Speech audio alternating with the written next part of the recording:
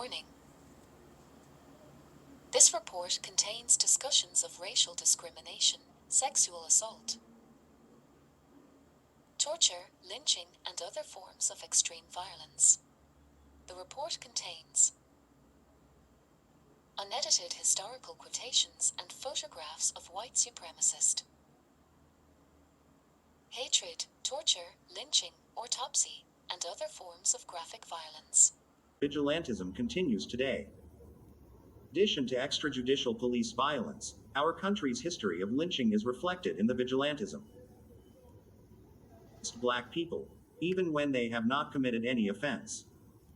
140 The Southern Poverty Law Center has compiled a list of African Americans activists killed during the civil rights movement. 141 more recent examples of this violence are the killings of Trayvon Martin and Ahmaud Arbery.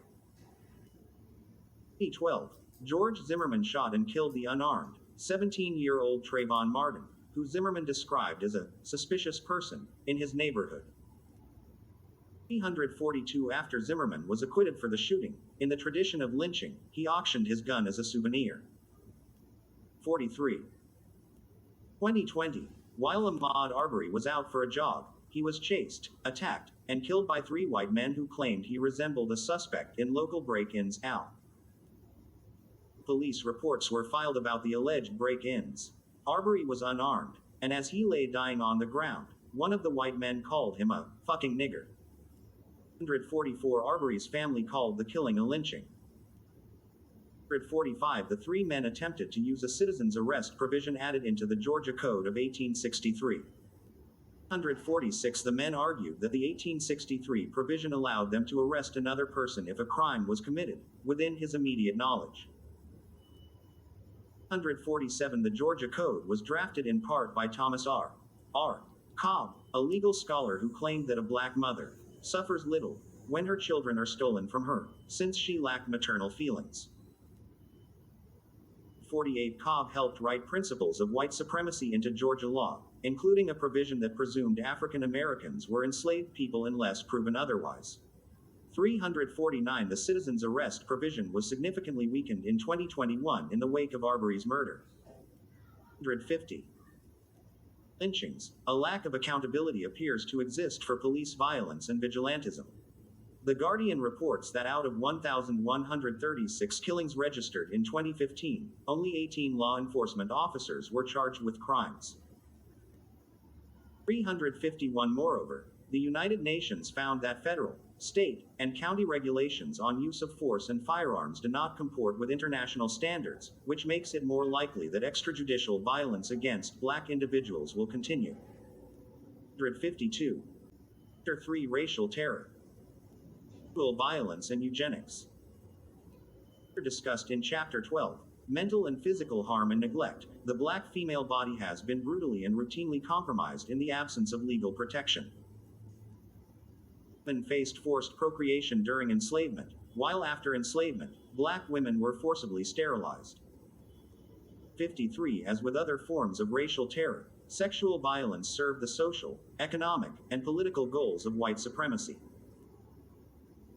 In Chapter 2 Enslavement, enslavers used sexual violence and the threat of sexual violence as a way to control enslaved Black people. Enslavers also used sexual violence and forced procreation to grow their fortunes. The end of enslavement as an institution may have removed an economic incentive for sexual violence. Black women have continued to suffer from the violence that arises from stereotypes projected upon them. During the Jim Crow era, white men used rape and threats of rape to oppress African Americans, and particularly Black women.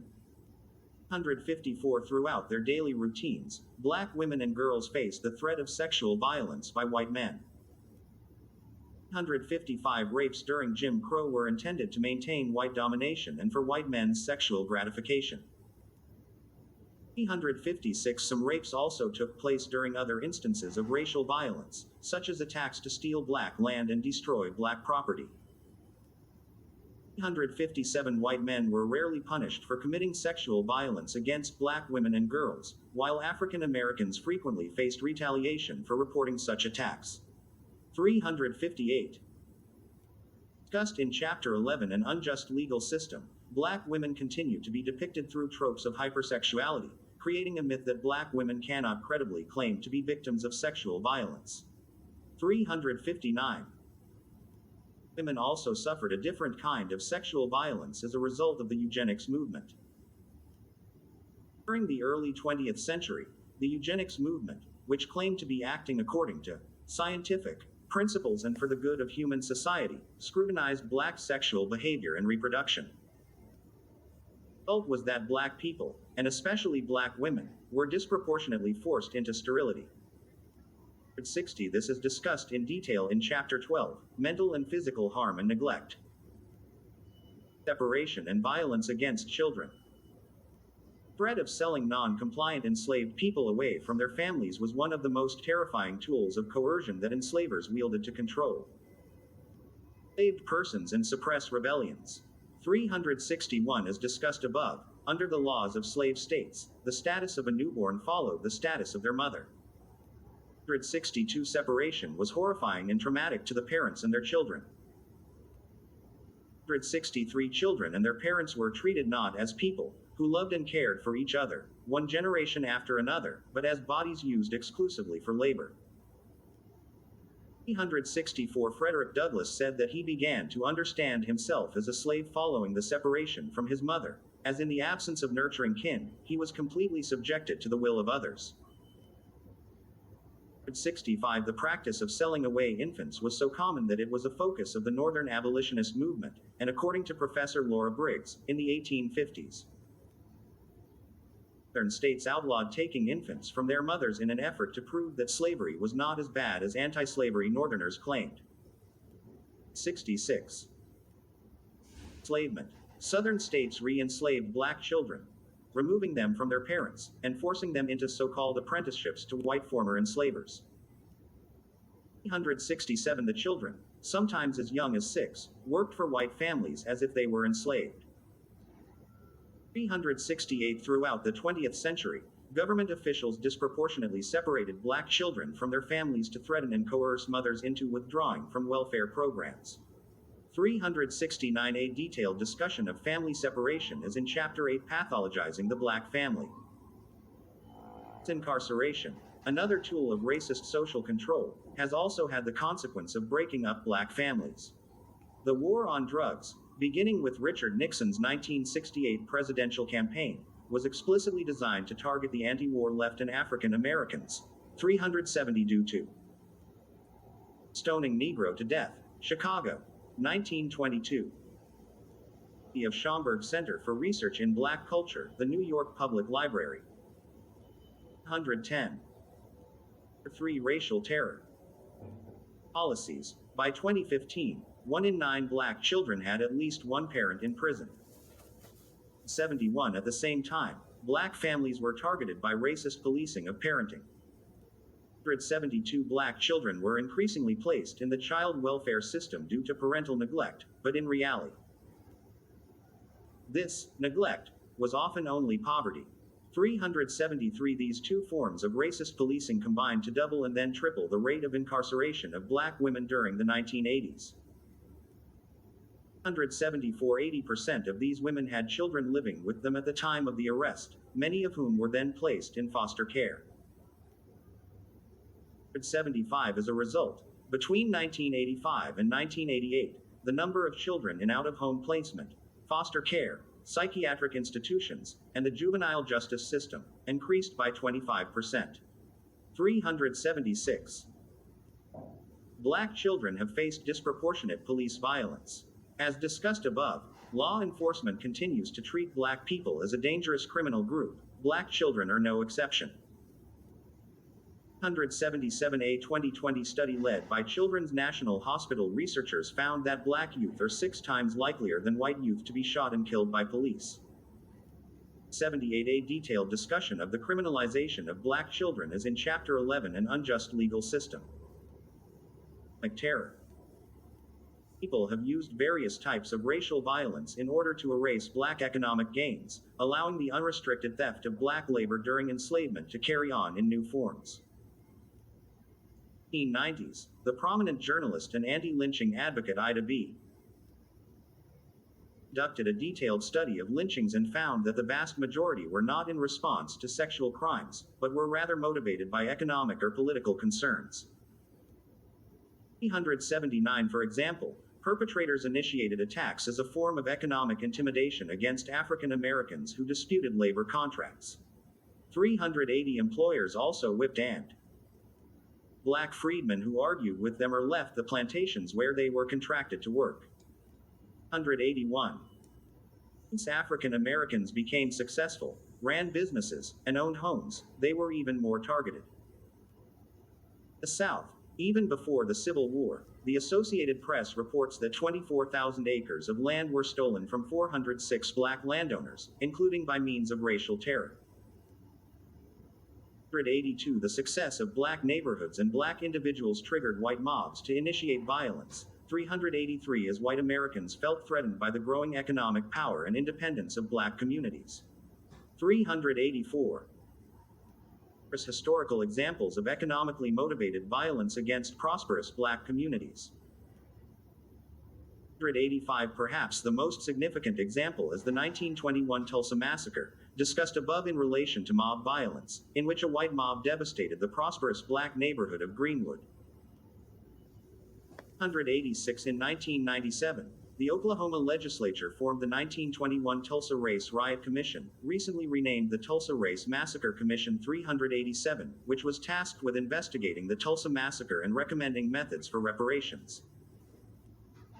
188. The commission confirmed that hundreds of white people were responsible for looting, killing, and destroying property, enabled and assisted by Tulsa government officials.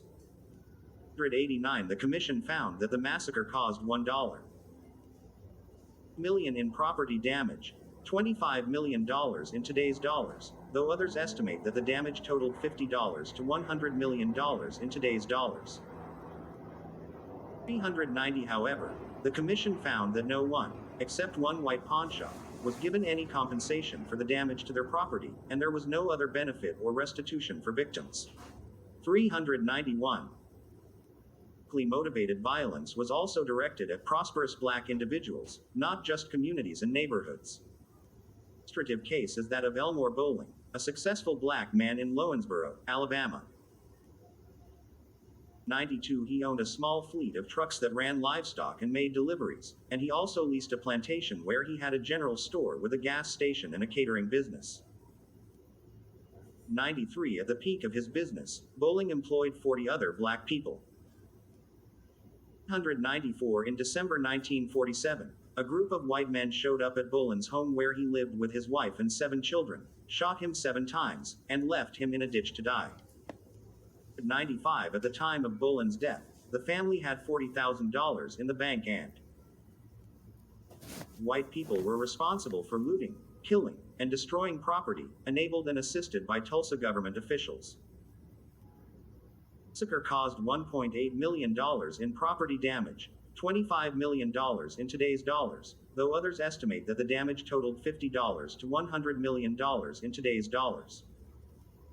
No one, except one white pawnshop, was given any compensation for the damage. 11. Chapter 3. Racial Terror. More than $5,000 in assets, approximately $500,000 in today's dollars, but creditors, or those who purported to be creditors, took the money, leaving the family with nothing. 396. As someone told the local newspaper at the time, he was too successful to be a Negro. 197. To attacks on successful black business owners, white people also committed racial violence against black individuals who moved into white neighborhoods. 98. Their goal was to pressure the new black residents to move away and maintain housing segregation, as discussed in Chapter 5, Housing Segregation. 199. Such violence consisted of pelting homes with rocks, throwing bricks and firebombs at homes, setting garages on fire, and beating black neighbors in the streets. 400. Political terror. As groups of white people responded violently to black economic gains, they also resorted to violence to set back black political gains. Black voters, and political candidates favored by black voters, were intimidated and sometimes murdered. 1. By using violence, white Americans kept their grip on political power. They used this power to oppress African Americans and prevent African Americans from achieving equal levels of wealth and political influence. Even after slavery, African Americans were often prevented from achieving political power and influence. And the resulting political gains made by African Americans provoked violent backlash from white Southerners. Violence typically soared right before elections, as the Ku Klux Klan and other white supremacist groups strategically targeted their violence to deny black voters access to the polls, or to sway election results by forcing black voters to vote for Democrats. As white supremacists killed thousands of African Americans over numerous attacks during Reconstruction. 404 The balance of power began to shift against Reconstruction and Republicans. 405. Example, in 1868, in response to growing black support for Republican candidates in St. Landry Parish, Louisiana, white people terrorized the black community. 6 Over the course of 2 weeks, the attacks left more than 100 black people dead, and by some estimates, over 200. 407 The white attackers achieved their intended effect. Although the parish gave 5,000 votes to the Republican governor in the spring 1868 election, there was not a single Republican vote counted in the fall 1868 election in the parish. 408 The Republican Party was unable to recover in the parish for the remainder of Reconstruction. 409. White supremacists also assassinated political figures. On the eve of the 1868 election, KKK members murdered James Hines, a white Republican member of the U.S. House of Representatives who advocated for black civil rights. 410 This was the first ever assassination of a U.S. congressman. 11 When Benjamin Franklin Randolph, a black state senator from South Carolina, was assassinated in 1868, the Ku Klux Klan was suspected of his murder, though no one was convicted of the crime. 112 Similarly, in 1875, election results split the Florida legislature evenly between Republicans and Democrats. 413 White supremacist assassins broke the tie by killing E.G. Johnson, a black state senator, to give the Democrats a majority. 414 Construction. Southern white politicians sought to advance white supremacy in state governments and to push back against federal laws protecting black voting rights. 115 They relied on lynching and vigilante violence to achieve these political goals. 16 As the national lynching rate soared, in 1892, the Southern-dominated Democratic Party was able to win the White House and a majority of Congress. 117 In response, the Republican Party abandoned racial equality as part of its platform. 418 White supremacists were thus able to take control of state governments and pass laws that, in combination with racial terror, suppressed black voters. 119 For instance, 90,000 black citizens voted in South Carolina in 1876. By the end of the 19th century, less than 3,000 black citizens voted.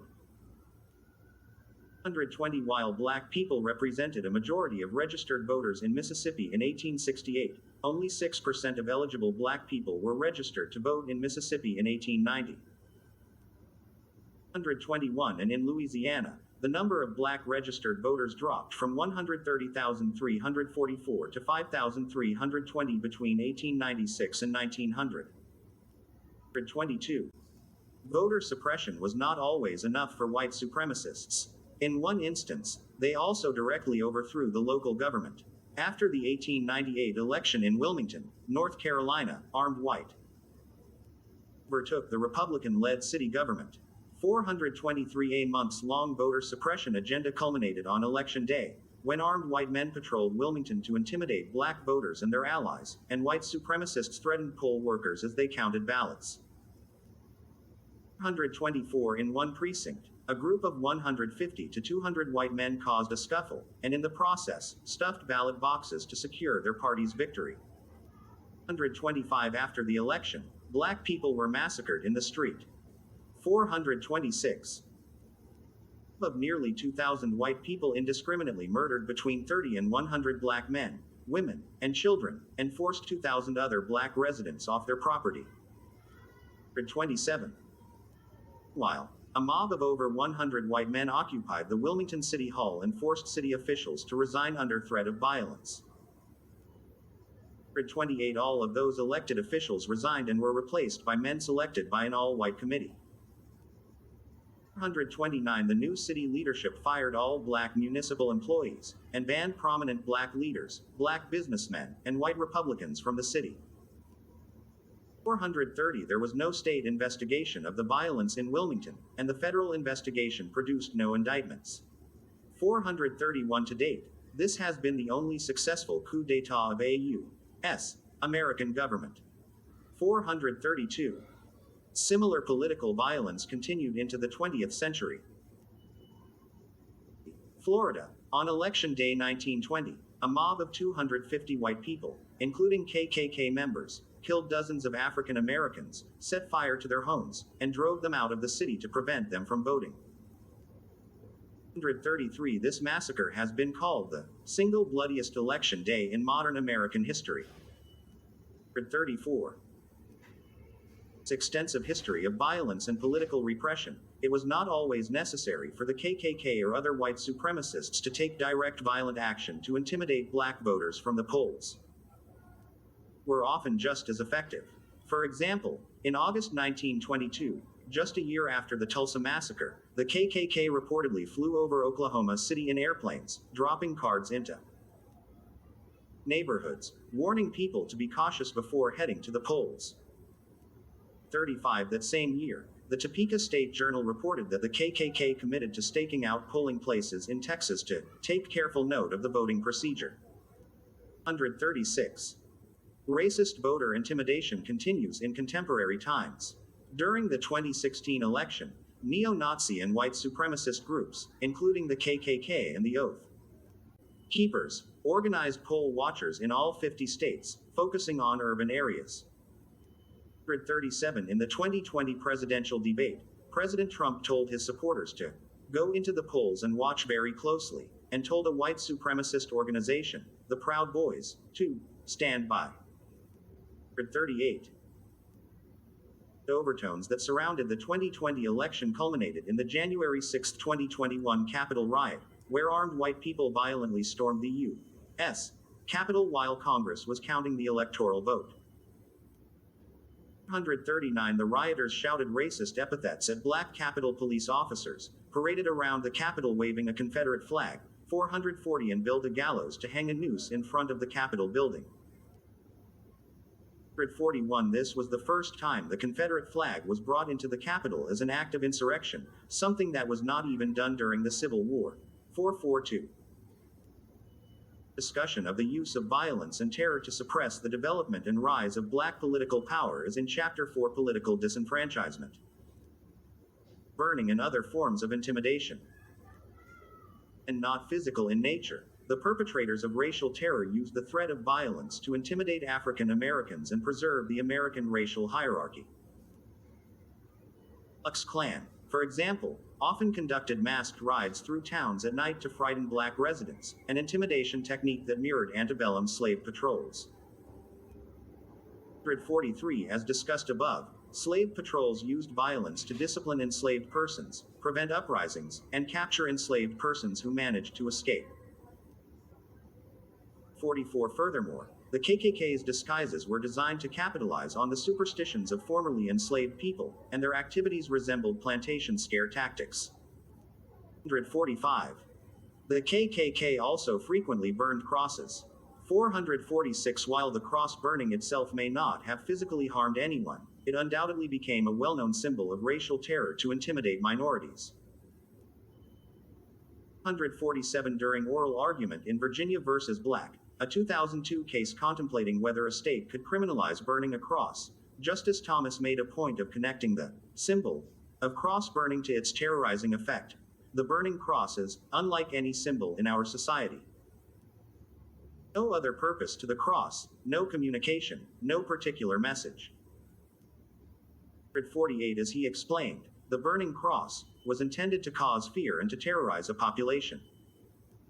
49 In his opinion in the case, Justice Thomas observed that a cross burning could serve only to terrorize and intimidate. In our culture, cross burning almost invariably meant lawlessness and understandably instills in its victims well-grounded fear of physical violence. 50. Entities have also used tactics of racial intimidation to subjugate black citizens and enforce white supremacy. State of Mississippi, for example, created the Mississippi State Sovereignty Commission, which formally existed from 1956 to 1977 and was funded from the state budget. 151 The Sovereignty Commission was an intelligence organization targeting civil rights activists and engaged in spying, intimidation, false imprisonment, and jury tampering. 452 The Sovereignty Commission served as a model for similar agencies fighting to oppose racial justice in other states. 453 The Sovereignty Commission's activity was involved in the false imprisonment of Clyde Kennard. 454 Kennard, a black man, attempted to integrate a segregated local college in Hattiesburg, Mississippi. 55 Files of the Sovereignty Commission reveal that state officials openly discussed that they would prefer to kill or frame Kennard rather than allow him to enroll. 156. California Western Vigilantism. First decades of statehood, California had a reputation for vigilantism, including extra-legal executions by hanging. 157 For example, the lynching of people who committed crimes was a common method of justice in gold mines. 458 in Placerville was originally known as Hangtown. 159 As in the South, California lynchings involved active participation by law enforcement. 460 Gonzales Day, an expert in California lynchings, found evidence of 352 lynchings that occurred between 1850 and 1935, including of 8 African Americans, but mostly of Native, Chinese, and Latino Americans. 161, as discussed above, counts of lynchings are lower than the true number, due to lack of documentation and cover-up efforts. 162, as was the case elsewhere in the United States, black Californians were often lynched in response to labor disputes or alleged crimes. 163 In the 1871 Chinese massacre, 10% of Los Angeles, 500 people, formed a mob and lynched 17 Chinese men and boys because they believed that Chinese people had killed a white saloon owner. 64 Barely anyone was held accountable for these and the other many murders of people of color. 165. A 1933 lynching of 2 white kidnappers in San Jose put a stamp of approval on lynching nationwide. 466 The lynching received more attention than any other lynching in U.S. history, partly because the victims were white, an anomaly for lynchings. 167 Then California Governor James Rolfe praised the lynchers and vowed to pardon. 114. 3 Racial terror. Them if they were charged. 468 Although the victims in the San Jose lynching were white, anti-lynching activists understood at the time that African Americans, who were the typical target of lynchings, would face the repercussions for the glorification of the San Jose lynching. 69 As such, they swiftly and widely condemned the lynching and the governor's response. 170. Anti-lynching activists were correct. Mobs in other parts of the country followed the governor's enthusiastic endorsement to perpetrate their own lynchings, mostly of African Americans. 71 The fact that the San Jose lynching occurred in the West underscored that lynching was a national, not solely Southern, problem. 72 But the lynching and the subsequent praise of the mob by the governor also lent credibility to the practice of lynching and decoupled its exclusive association with Jim Crow. 173 The New York Times reported in 1933 that Southerners widely reacted to the San Jose lynching by remarking, "California's my address from now on," or, "Those Westerners are learning how the South handles." 74 The Times concluded that, by endorsing the practice of lynching, the governor of California had gone further than some Southern governors who had sought to prevent lynchings. 175. Backlash against black prosperity. Was the case elsewhere in the country, the Ku Klux Klan and other perpetrators of racial violence in California focused their attacks against those who threatened the system of racial and socioeconomic subjugation of African Americans, those black people who found well-paying jobs, amassed wealth, bought homes, used public pools and parks, and otherwise engaged in civil society. of KKK activity, and its accompanying violence, was connected to the migration of over 250,000 African Americans to California during World War II, the state with the largest increase in its black population during that time. 1976. The Great Migration was inspired, at least in part, by the recurring incidents of racial terror throughout the South, as well as the poor economic, political, and social conditions that black Southerners experienced. 477 California, which was experiencing a dramatic increase in manufacturing jobs during World War II, was an appealing destination. 478 California's black wartime workers, as the black press noted, had a higher standard of living compared to black workers in the South. 79 simultaneously, new KKK members moved to California during World War II just as black homeowners renewed their offensive against restricted housing. 480 freedoms that black Californians enjoyed motivated white supremacists to organize against black workers and homeowners, as well as other non-white veterans, such as Mexican and Japanese veterans, returning from the war. 181 white people were threatened by African Americans with good jobs who purchased property, voted, and inhabited public spaces and institutions. 482 fearful of a growing black population, and emboldened by the silence and cooperation of police and government officials. KKK initiated a new wave of violent activity in the late 1930s and 1940s to stem the influx of black populations, or to keep black people entirely out of white communities. 183 For instance, the KKK's resurgence in the Inland Empire and Southern California in the 1940s was linked to the gains made by black workers, homeowners, and civil rights activists. 184 Throughout California, the revived KKK had one primary goal: to enforce racial segregation and maintain the social inferiority of African Americans. 185 They aimed to keep neighborhoods, schools, pools, parks, and beaches all white and monitor people of color who transgressed racial boundaries. 486 For further discussion of residential segregation, see Chapter 5, Housing Segregation.